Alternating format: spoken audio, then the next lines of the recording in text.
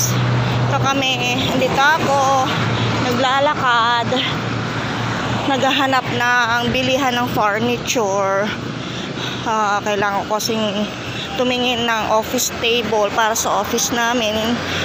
Inuutusan ako ng boss ko, kaso wala akong makita ang bilihan ng furniture. Nakarating na ako ng SNR doon.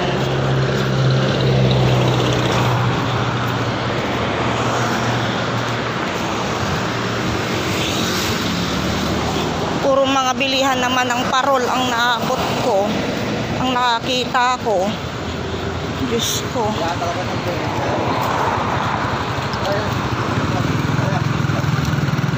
Uy, walang dalan dyan. Dito tayo.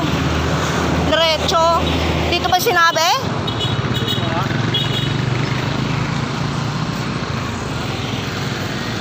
Magtanong.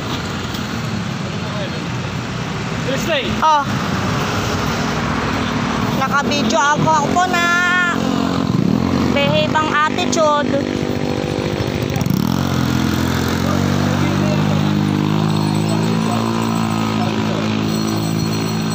Tarik.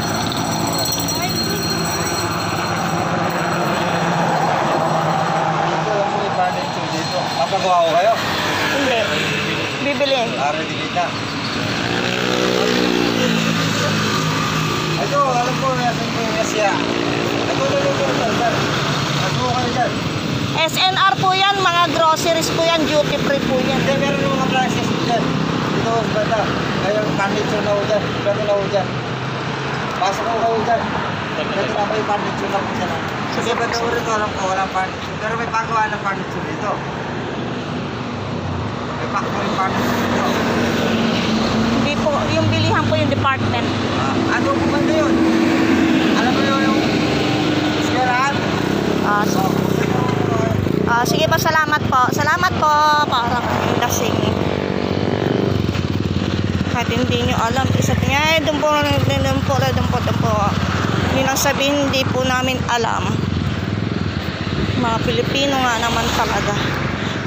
Nagagaling-galingan. Wala namang galing. Diyos ko.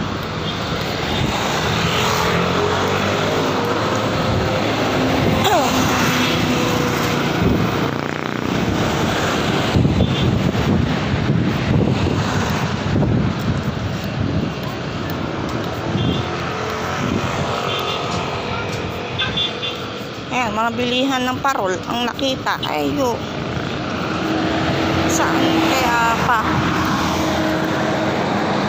Ano kayo mga furniture doon sa SNR? Walang ganun doon yan, no? Ayaw mo. Ay, sinabi ko papasok tayo kanina.